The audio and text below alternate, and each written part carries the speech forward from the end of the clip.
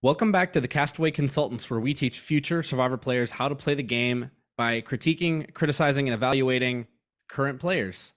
I'm one of your three co-hosts, Derek Kubicek, and today we're going to be looking at episode 10 of season 44, Full Tilt Boogie. I am joined tonight, once again, by two fabulous co-hosts, Ryan Stacy and the returned Josh Wessler, fresh off vacation. How you guys doing? I'm pretty good. Great episode of Survivor tonight, so I'm in a good mood. Yeah, and I'm doing good too. Nice and freshened up from vacation.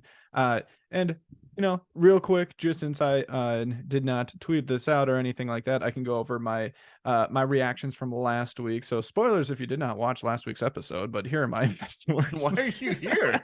I don't know why you'd be here. But to catch everyone up, no, I did not think that it was the right move. I thought the best player of the episode was Heidi at the time, and the worst player was Jamie. I don't remember if either one of you guys had agreed with me on that. I think Ryan did. Ryan, I think, was closer than Derek. In hindsight, I said so. I did say Franny. I have changed it with the information we got at the beginning of this episode, which we'll talk about later. So I switched mine to Heidi. The post switch, and then I had Jamie's worse. And I did share Ryan's next player to go out was Jam Jam, which who knows what happened tonight. We'll talk about that.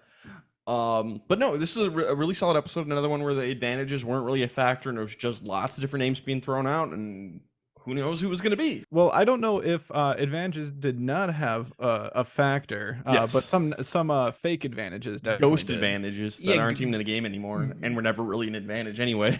Ghost Island 2.0, all from like intra-season.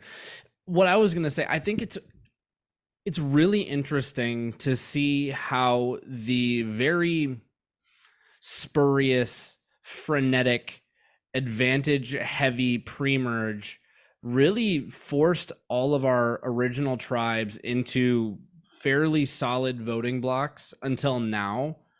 And now we're getting to see some regular Survivor gameplay that is incredibly conservative because these players are just trying to not get eaten by the game itself. Yeah, it's like playing Minesweeper. You're just being real careful, just trying not to hit the mine. I do love that. Four fake idols were in the season. 3 made by production, 1 made by the cast. None of the 4 were played. Get wrecked. Get wrecked, production.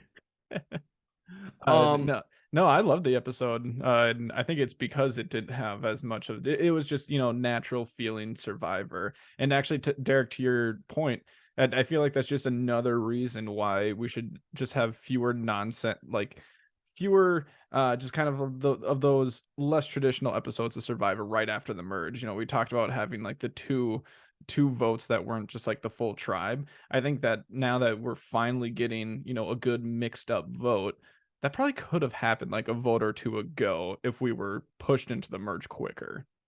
Yeah, I agree, and we all, I believe, still like the earn the merge idea. Yeah, it's fun. One episode. Just get it all done.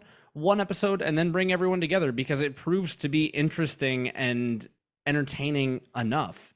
Because going into Tribal, Ryan and I looked at each other. We don't know who's going home. Yeah, I had no clue. I took a guess. I was wrong. Yeah, we have no clue.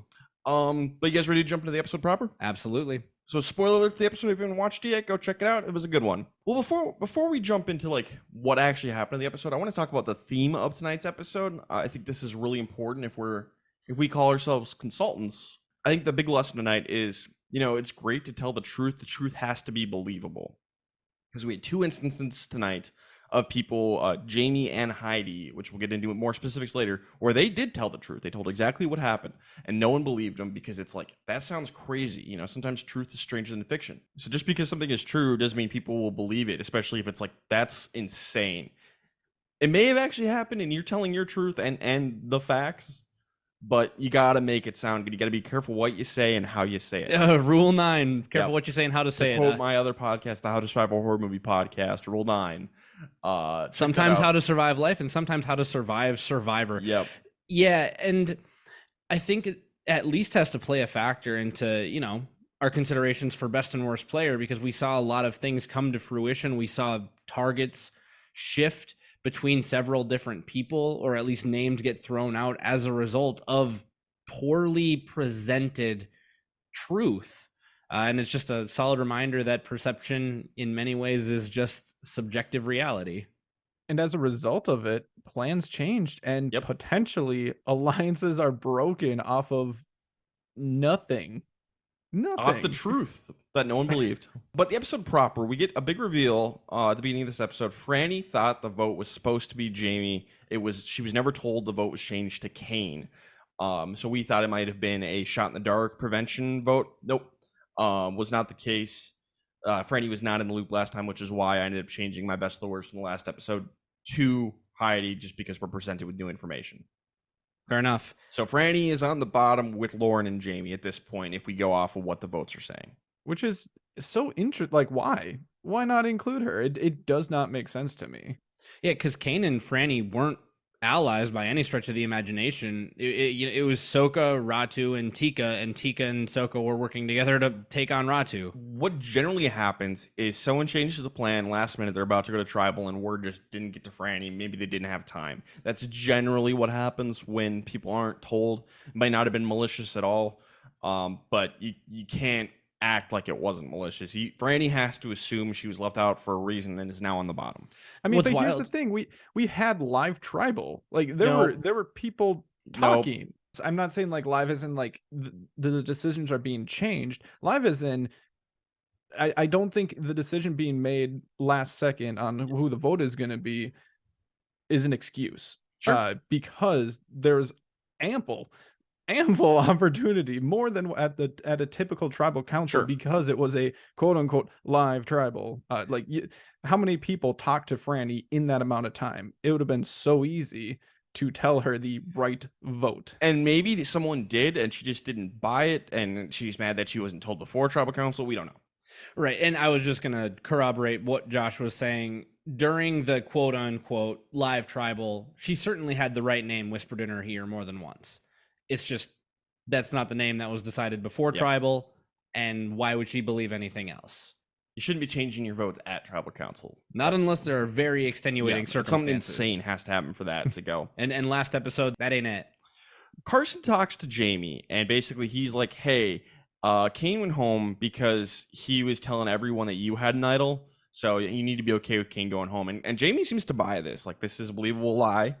The lie is the one thing that's believed in this episode. And because it's believable, and Kane's not around to defend himself, which is the best kind of lie. Blame something on a dead person. Blame something on someone who's voted out of the game. Blame someone on someone who cannot defend themselves. It's the best way to go. No, it's great on Carson. And I think this is the reason that Jamie decides to confess. This has a cascading effect. Because now Jamie says, oh, everyone knows I had an idol. They probably think I might have one still because they don't know I swapped with Kane. And eventually she is going to jump ahead a little bit. She is going to tell eventually the entire camp, like, yeah, I had an idol, gave it to Kane because we were scared of knowledge is power. He went out with it in his pocket and nobody believes her. Everybody's like, wow, she's such a good liar. She's so skilled at lying. We need to take her out because she's lying. She definitely steals the idol. Oh, poor Jamie. It really feels like she's telling the truth here. Wow, she's a better player than we give her credit for. Poor Jamie. And was there no one there to corroborate the story? Like, they swapped with Lauren as well. Was Lauren not by them when they did that swap? And that was never brought up, so maybe that happened. Maybe Lauren eventually is like, no, that's what happened. Did Lauren know for sure? I don't know. Yeah, and that's what I was wondering. Did Lauren end up giving her extra vote to Jamie, and then Jamie's like, oh, wait, knowledge is power. That is unfortunate, and then goes to Kane on her own. We don't know. We don't have enough information, but also, why would Lauren corroborate that when she's in survival mode at this point? Like, if they're eating Ratu, I'd much rather have them put their votes on Jamie. And maybe she did corroborate it, and that's why Jamie did not go home tonight. Maybe. And maybe people didn't believe her. We didn't get the whole story, as it frequently occurs. Franny's gonna end up winning the reward challenge, which they were told was just an overnight trip. And then after the challenge, Jeff's like, you're also gonna get letters from home. So now it's gonna be real hard for you to bring people with because you're denying people of their letters from their families. Poor Franny. Oh. Now, there's a lot of tweets, a lot of talk going around like, oh, Franny winning a challenge she shouldn't have won. Name a more iconic duo. Oh, who would have said something like that? Somebody on this podcast may have said that. Definitely not me. It was a funny instant message, Josh, and I chuckled. I knew Derek was gonna laugh at it. I don't laugh at anything. Ryan has no sense of humor. He laughs at things he says and nothing else. Hey, I laughed at something you said because it was true. I laugh at things that I say and when other people say things about me. Look, I'm hilarious, and just ask me, I'll tell you. Yes. So, I'm not mad that Franny won this challenge because based on the last vote, she's in trouble. She can use this to build some bonds and maybe form a strategic plan, which is what she attempts to do. So I'm not mad at Franny at all for winning this challenge. If nothing else, she's left out. And what we're also going to learn, and the players on Soka, remaining Soka probably already have a sense about this. Soka is extremely fractured. Yes. I mean, there are 3 people and they have 3 completely different games and none of them really involve each other anymore. They all vote for each other tonight. Correct. It's wild. So if I'm Franny, or if I'm anyone on Soka, honestly, at this point, but Franny in particular, because she's left out of the vote, go ahead and win this. You know, there might be an idol at the sanctuary. There could be anything, but even for just the reason of building bonds, with someone like Carolyn, for example, this is a good move. So is your philosophy different now, like going forward? Like, let's exclude Franny here in her one situation. Is your philosophy changed? Not for the loved ones, because that one's still pretty obvious, but for rewards in general. If you're on the bottom, win. That's not a change of philosophy. If you're on the bottom, win, because if you're on the bottom, might as well win because you'll get some food, might help you in the immunity challenge. B, you have the chance to form some bonds, maybe get a clue or something to an idol. Well, and the chance to sow a little bit of chaos, Yeah. right? And at least you're in control of the chaos that the reward challenge might provide opportunity for. Leave 2 people at camp who hate each other. See what happens. Yep. Or bring one part of a duo that's in sort of a tenuous situation. Yep. So she's gonna bring Carolyn, Lauren, and Heidi with, which I think are pretty solid moves. Seems to attempt to get like a women's alliance kind of thing going. Doesn't come to fruition here tonight, but I thought it was a good move for Franny. I loved all 3 of her picks. I loved all 3 of her picks. Unfortunately, back at camp, Jam, Jamie, Carson, and Danny are like, yeah, Franny's got to go next.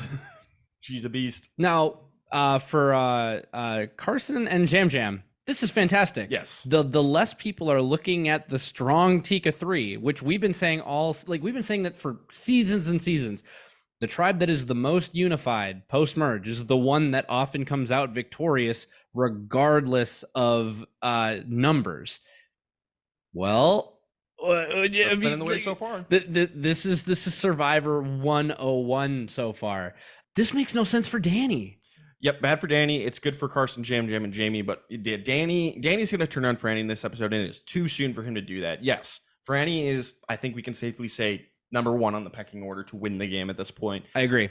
You need her. She's in your alliance. Yeah. So Danny should not have turned on Franny. Like, she needs to go, but she does not need to go right now. Yes.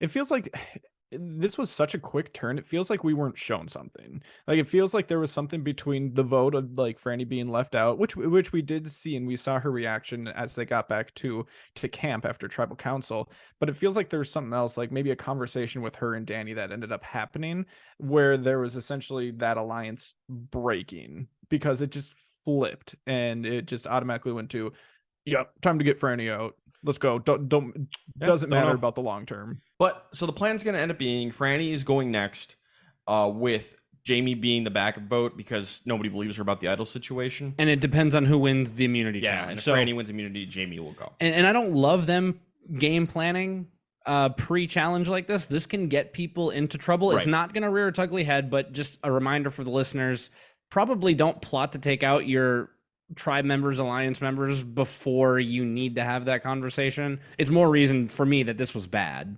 On the reward, the women all bond, and they talk about taking out Danny next, which is what Carolyn really wants to do. And we get a confession from Carolyn that says she knows Franny is a threat, but doesn't want to vote her out yet. Okay, Fair enough. fair enough. At least she's aware. And by the way, to be consistent with what I believe about Carolyn's game, I think this is great for her. She needs to be forcing the Danny issue right now. She's got to take out Danny. And, we didn't say we're in the spoiler section. Danny's not going to go home tonight. And I do think that this is just another sort of notch in the wall of like Carolyn not necessarily being able to win this game because she didn't get her way again. But I do think that Carolyn is probably right for the most number of people that Franny shouldn't go now. Immunity challenge. Carson's going to win the immunity challenge. Everybody thinks I was checking Twitter. Everybody thinks he 3D printed this one too and knows it. They'd have shown us. Maybe not. So I don't know. They're kind of they'd be kind of beating a dead horse if they just kept doing after every single one that he won. No comment on that one. Carson's a puzzle beast. That's what he is. So at camp, Jamie, Danny, and Franny are the targets. They talk to Carolyn because she's the one who really wants Danny, but she's fine taking out Jamie because she doesn't trust her either. Mm-hmm. So there's talk about splitting the votes between Jamie and Danny to make Jamie player idol or, go out on the revote. That's a solid move. Lots of different plans are going to come out here. Danny wants Franny out. We see him talking strategy with Lauren for the very first time in this game. That is way too late to be doing that, Danny. Well, but music to Lauren's ears because Ratu's been decimated the last two votes. So, hey, anyone who wants to work with me, I'll work with them. Carson's scared that Carolyn and Franny are getting too close. A good reason to take out Franny's to keep Carolyn close to himself and Jam Jam. I don't think that's going to work. We'll see. In theory, that I really liked that he at least made that point because for the majority of just contestants in the history of Survivor, I think that is the right line of thinking. Carolyn, but for someone like Carolyn, I don't think it is. Yeah, that might be the wrong read on Carolyn. And one thing that Carson has going to his credit is he never committed to what is going to end up turning into a Heidi target. He said, I need to talk about this with some other people. I know that you're going to do what you're going to do, but it sounds like you're sort of telling me out of courtesy and you don't necessarily need my vote. If you have the votes, maybe you can do this. Danny tries to, get the vote on Franny, and he's telling Heidi, like, hey, the vote's on Franny. I have the numbers. I don't even need your vote. I'm just telling you because you're my number one. It's really weird thing to say from Danny. It felt like a snipped conversation. It felt like he said something, they talked more, and then he got frustrated and said, I don't even need you, but I just figured I should tell you. It really felt like it just got chopped out the middle. Maybe that's the case, but no matter what, this is not something you should say. No. We don't need you. He's trying to like bully his way through the vote. That's what I got. This is what we're doing. My moves, blah, blah, blah. It is like kind of villain-esque. Yeah. And I feel like we've seen it before, like just personality wise. I can't think of a past contestant, but it's just one of those that just kind of is like, it's kind of like a Russell Hantz move. It is a little bit. If done in the right way, it's like, wow, that's a really strong, good strategic player. But tonally, you just have to change it a little bit to be almost like, I don't like the way that you handled that. Derek said tonight during the episode, Danny's not very good at Survivor, and I'm gonna sign off on that. I mean, yeah, there are plenty of reasons to say that he's not, but even just further evidence to what I was suspecting. I don't remember if it was 2 weeks ago or last week where I started saying that the edit is really painting Danny as the least threatening social player on the season. Yeah. This is more evidence to that he's trading off this very forward-facing aggression for social capital. And historically in Survivor, not only is that a bad trade-off, why don't you just ask Russell Hantz? That's the worst trade-off. You will never win if you do that. So I'll leave it at that. So Heidi tells people like, hey, yeah, Danny is saying that he's got the votes for Franny and that he doesn't even need my vote. And this is the truth. And nobody believes Heidi that Danny said that. Everyone thinks Heidi's scheming and plotting because it doesn't sound like something Danny would say. Why would Danny do that? It's weird. It's another weird one where no one believes Heidi, and it just seems like an innocuous comment that seems very negative towards Danny, but nobody buys it. So it's weird. So maybe Danny does have an okay social game, and that was just a bad moment. Or maybe people just see him and Heidi as a really strong duo, and why would Danny say that to his very clear number one alliance partner? It's weird. Well, and I kind of got the sense that it was also more along the lines of like, we all know of these other plans that are going on. How does he have the numbers to be able to do that? And maybe less like, why would he do that to you, Heidi, but more as like, where is he getting all these numbers from? Because that doesn't make sense with my current plan. Which, yeah, that's kind of what I thought at first. But then this kind of like Carolyn, or I think it's Lauren. Lauren throws out Heidi's name because of this. Let's get rid of Heidi. And it's just like, what? This sounds more like a reason to get rid of Danny. But Carolyn starts campaigning to get Heidi out of the game. So we have like 4 different names being thrown out, and then we're going to tribal council. I'm like, I have no idea who's going. It's very fun. And by the way, I don't blame Carolyn for trying to latch onto any other idea beyond Franny, because it felt like Franny was the lead contender, the usual suspect to go home, because we have to remember that, what was it? Danny saved her not long ago with an idol. So Franny, but do we want it to be Franny? Maybe not. I'm good with Heidi if everyone else is good with Heidi. So we're going to go to tribal council. It's going to be 5 votes for Franny, 2 votes for Heidi, 1 vote for Danny. And I just love that Franny, Heidi, and Danny all voted for each other in like Mexican standoff kind of way. Yeah, in Ouroboros, they're just consuming themselves. What are we doing here? So Franny and Carolyn, they voted for Heidi, obviously on the outs. Heidi voted for Danny, and I don't know why. Because they talked about it at the Women's Alliance Challenge. Was this a shot in the dark thing, or was she left out? I don't know. Even if this was a shot in the dark, it was bad. Heidi shouldn't be targeting Danny. I agree. That part was just baffling to me. Like, once we saw it in the credits scene, and you just see her show Danny, I'm like, wait, what? But why? Why? So Franny's gonna end up going out here. And I think what we can safely say is she's the biggest threat in the game. But was she the right person to go out here? Derek, what do you think? It's so fascinating. And I thought about it for a little bit. So I'm going to land on this. It's good for everybody left in the game, like net, that Franny is gone. Because now, hey, that number 2 spot is kind of wide open. However, we've been talking this entire episode about, was it the right time? You look at how these alliances and how these voting blocks are structured right now. This was not the time. Ratu and Soka needed to come together and take out a member of Tika who continue to successfully and somehow semi under the radar play the middle. And now they are the majority tribe.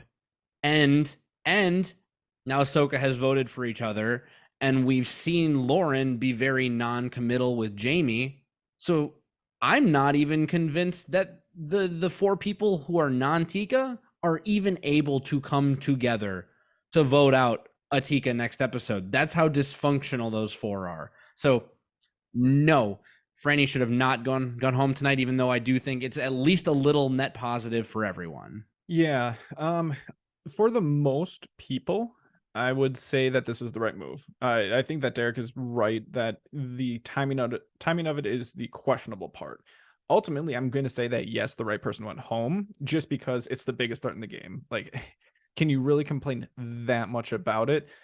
Yeah, you can complain about it. Yeah, sure, and nitpick it, but ultimately, I think that it's a net positive for everyone. Yeah, there's going to be some pieces that you're going to have to pick up after the fact, but I think that is okay. If we want to get a lot more detailed into it, I can tell you that I don't like this move at all for Carson and Jam Jam. I think that is the wrong move for them, just because I think that they needed to take their alliance with Carolyn into more consideration with it. Because I think that personally is more important in this one singular vote than getting out Franny. You can get Franny out in I don't know, a vote or 2 when maybe she doesn't have that reward challenge closeness as much, and she isn't going to feel as spurned by it, because she definitely does right now. And maybe they should have been better off taking out a Heidi or a Danny from their perspective. But ultimately, they're only 2 people out of the remaining group here. So I'm going to say for the majority of people that Franny was the right one. I'm more on Derek's side here. This was a good move for Carson and Jam Jam. They just needed to handle Carolyn better. I think this is going to blow up in the face because they left her out. They either needed to tell her, or maybe you take out someone else from Soka, maybe like a Danny instead. They could have done that. So I don't think they should have gone after Franny, but I do think this is, Franny going is good for Carson, Jam Jam, Lauren, and Jamie. That's 4 out of 8. Not enough. This is horrible for Danny, horrible for Heidi. Honestly, the best move is probably Jam Jam. Carson's got immunity. He'd be ideal. But to break up that Tika group, I think Jam Jam probably should have gone. And to refute just a little bit what Josh said, or to rebut it, I understand you need to preserve your relationship with Carolyn, but we have to remember what happened on the challenge and then what happened on the beach later. Who else didn't vote with Carolyn? Lauren didn't vote with Carolyn, and Jamie didn't vote with Carolyn, despite them all saying that they were going to go for Heidi. The only person who did was Franny. Now Carolyn, even though she's maybe mad at Jam Jam and Carson, I think she's a wild card, but she's a loyal wild card, and I think she will go back out of necessity. maybe. And I do think Jam Jam and Carson's primary goal was anybody but Tika. And I think they accomplished that and took out a big competitor. But I think they could have handled it better. Yeah. There's always better ways to do it, but the result, I do think this might blow up in their face We'll because see. they did it wrong. But like taking out Franny is a good move for them on paper. Let's move on to best and worst player of the episode. Derek, who is your best player? I have Carson. He won immunity. He got exactly what he wanted. Tika did not go home. And even with that moment with Carolyn, he didn't say that he was going to go with her plan. He said, I need to talk about it. I need to think about it, but thank you for cluing me in. So I think that Carson has the least egg on his face and had a near flawless episode. Josh?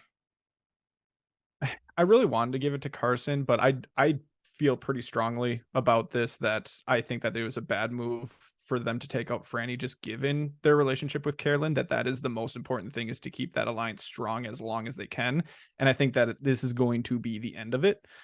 Carolyn feels like she's not being respected as an alliance member, and she thinks that Carson and Jam Jam are basically going to be running that alliance. And I think that's just going to be the end of it. So I given everything, yeah, Carson had a great episode, but because of that, I don't think I can give it to them. I really struggled with trying to pick someone, but I'm going to go with Lauren here.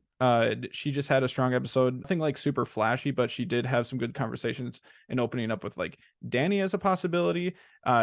She voted correctly, which was something that not everyone could say that they did. And the biggest threat in the game went home. I agree with Josh mostly. I do think it was Lauren because she's the only one who didn't damage her game tonight. Everyone else did something bad. I do think Franny was the right move for Carson and Jam Jam. The problem is how they did it. So that takes Carson out of the equation for me. That leaves Lauren. She did nothing wrong. It wasn't anything flashy. Taking out Franny is great for her. It's Lauren almost by default. Carson had a solid episode, but I think he might have blown up his game a little bit right at the end. How about worst player, Josh? Who do you got? I had Jamie here. There's actually a decent amount of bad gameplay here in this episode. Dishonorable mention to Danny, but and Heidi, I guess. But I think Jamie's is gonna be her false lie, which is called a truth, is gonna hurt her here probably in a future episode, just because she can't really prove that she doesn't have an idol. So I think that's going to come back to bite her more than anything else, really, for anyone else. So I just don't know what Jamie's better option was. She was dealt a really bad hand, so I'm not going to give it to Jamie. I'm going to give mine to Danny. I think he turned on Franny way too early, and the way he talked to Heidi, he didn't start strategizing with Lauren until this episode. He's got a ton of holes in his game. So, but Danny's my worst player of the episode. I want to start by agreeing with Josh for just a second, where when I was deciding, I wrote down Heidi, I wrote down Carolyn, I wrote down Jamie, and I wrote down Danny. And then I immediately threw the three women out and landed on Danny because, one, every move he seems to make is fronted with this aggression that I talked about, and it seems that he's trading it off for that social capital, which again is the quickest way to lose Survivor, and it's the quickest way to lose the jury. He was talking down to Heidi, who ended up voting for him. So I think that even though Franny went home, who was one of his original tribe, he has now severed essentially his last relationship with Heidi, and he can't count on working with Lauren in the future. So he's pretty much alone. And also, it was not the time to take out another Soka. You needed to get together with Ratu and vote out Atika. So pretty much everything Danny did this episode was wrong, except he didn't go home. Congratulations. Let's get into who is going next. I'll just stay on the Danny train. I think Danny's going next. I know logic dictates Carson or Jam Jam is next. That's what should happen. That's what the next time on Survivor is trying to make us think is going to happen, which tells me it's not going to happen. So I'm like, where is this going to go? Maybe Carson and Jam Jam make up with Carolyn. How do they do that? Taking out her number one enemy, Danny. I think Danny's next. So I land on Jamie because I think, again, the 4 non-Tika members, they're not going to get together. Tika's going to side with the remaining Soka, and they're going to split the votes on Lauren and Jamie to try and get Jamie's idol out of the game, and she doesn't have one, so she's going to go home. Josh, who's going next? You know what? Tonight it should have been someone from Tika, probably Jam Jam. Technically I did say that Franny was the right move, but Jam Jam wasn't even an option, so that's why I didn't even think about it at the time. It probably should have been Jam Jam tonight, and I think it's gonna be Jam Jam next time. It's someone's got to go from Tika, right? Like logic mathematically says, no. mathematically no, but logic says that someone should go. Which means it probably won't, but I'm still gonna go with Jam Jam anyways. Yeah, game theory says someone from Tika should go, and we all know that this cast is not great with game theory, and it is so much fun to watch. We had some argument about whether or not Franny was the right move. So I guess we should go to Twitter to break the tie. Was Franny the right person to go home tonight? Well, what did Twitter have to say? Yeah, according to Twitter, got a decent amount of votes here. But the majority of Twitter, aka 73% of Twitter, said that no, the right person did not get voted out tonight. Get wrecked, Josh. So they agree with us, but it's because they love Matt and Franny. Agreed. I mean, they love Franny, Probably. They love Carolyn, they love Matt. They love Matt and Franny together. It's been confirmed that they're still together, at least as of recording this podcast. Yeah. That's why it's no. So wrong reason, but right answer. Congratulations, Twitter. Something Ponderosa. Oh, yeah. Man, to be a fly on the wall at Ponderosa. You sicko. But not in a weird way. What? All right. From Kane's perspective, just watching that bloom, probably. Stop talking about You're this. making it worse. Don't bring Kane into this. In an innocent way, not in a weird way. This is all staying in. Oh boy. Oh no. All right, let's get into who cannot win this game, because there's 2 people left who cannot win this game, and I'll probably change mine again as I do every week. But before we get to me, let's start with Derek. Derek, who are the 2 people who cannot win this game? With this cast in this particular game, with how things are going, I've said that you need to show me something to get off my list. In complete opposite fashion, Jamie showed another great reason about not winning. So Jamie stays on the list. And like I teased in the middle of the podcast, Carolyn pushed for something once again, ended up on the wrong side of the vote, and did not get her way. So Carolyn does not make it off my naughty list. Jamie and Carolyn for the 3rd week in a row are my 2 cannot win the game. Josh? First, a quick defense of Carolyn, just because I loved that they had this in the episode. Yeah, it didn't work out for her, but I love that you actually got to see her doing something strategic in the game, and basically going around saying, we're going for Heidi, and everyone being kind of surprised, but at the same time, it seemed like at the time going with what Carolyn was talking about in Heidi. So good on her for at least doing something. At least she's not sitting back and just waiting for the game to come to her. So kudos to her on that. I know it didn't work, but still, good job. I do not give points for campaigning. You need to see through on your promises. If you say that you're going to stop child hunger, you better stop child hunger and not just say that hungry children don't exist. I understand. I just wanted to toss that out there. And mostly because she's not one of my people who cannot win. I'm going to stick with my same 2 people that I've had for I don't even know, the last 3 episodes. And that is Jamie and Heidi. So last week I had Jamie and Lauren on here, and honestly, I still don't think either of them are going to win this game. And I'm going to officially keep Jamie here. I'm going to sub out Lauren for the people who can't win this game. I'm going to throw Danny on there now. All right. Well, at least we have a consensus of Jamie between the 3 of us.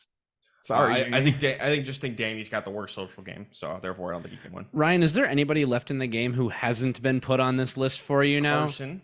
Okay, so Carson has always been able to win? That might be it. Yeah, so by Sherlock Holmes' deductive logic, Carson wins the game, right? Carson goes out next week. And then I'll be like, well, I don't know anymore. We're all hacks here. Ryan is really leaning into this whole thing about Gabler not being able to win. He's like, well, this segment means nothing anymore. This segment means literally nothing. I don't This know. podcast means nothing. If I say that everybody can't win, I know I'm wrong, but I know I'm right. I like it. All right, let's get into the survivor pool update. So I had my default person. The only person I could pick was Carson. Josh, yours ended up being Lauren, correct? Yeah, my default. Yeah, so I did listen to your guys' awful podcast without me, might I say. Just garbage. Just kidding. You guys did great. But Ryan did get one thing wrong. My last person was not Heidi. My last person was Lauren. So I wasn't, biting my nails as much as what you might think going into tribal. I'd used Heidi in the past sometime, but the thing that matters here is that both Ryan and I survived the week, which means we're both completely out of people since we lost Kane last week. And now that means that we start over still without Derek. Reset, no Derek. What's funny though is we all lost. Like, I lost first, I lost the worst, but you guys are losers. You can beat each other, but Survivor beat you. The edit beat both of you. You're both wrong. Nah, I think we're both winners. Well, you know what? That'll be my Q&A for the listeners on Spotify. I think you've been outvoted by the Castaway Consultants. Maybe by the other two people, but they're the two least important opinions on the podcast. I weight mine That's very differently. Not true. That is listeners, false. let us know if you actually think that Derek, who got out the very first episode, deserves to be considered just as much of a loser as me and Ryan, who I wouldn't even consider Why losers. are you even talking right now? You Wait, have no business here. I'm not talking about the Survivor pool. I'm just talking more generally speaking. My opinion is the most important on the podcast. Again, not true. But I'm Derek, the only have you one. seen every season of Survivor? I'm the only one who's burn. whose winner pick is still alive. You're also the only one who hasn't seen every single season of Survivor. So. Because of you guys. Yeah, you're the only one here who's not like a Survivor super fan. You should be ashamed that I always win the rank down wars. You should be ashamed You're that in I last place. pick a lot of winners. Yeah, you were not doing great on rank downs. Yes, even though you had were a good night you were tonight. spot on this week. For those who last. don't follow along with our rank downs, I do post them on our social media challenge. But Derek did nail the Franny one this week. And by the way, I am only 4 points behind you guys. You guys are tied. Jeez, Still he's been last keeping a place. running total. Still I last haven't place. even been doing that. All right, Survivor pool. Let's do this. Reset. Everyone is fair game. I'm gonna go with Carolyn as my pick. She's got an idol. I don't think anyone's coming for her. Ooh, okay. Not who I thought you were going with. I thought you were going to go with the person that I'm going to pick, and that is Heidi. I think also someone as an idol.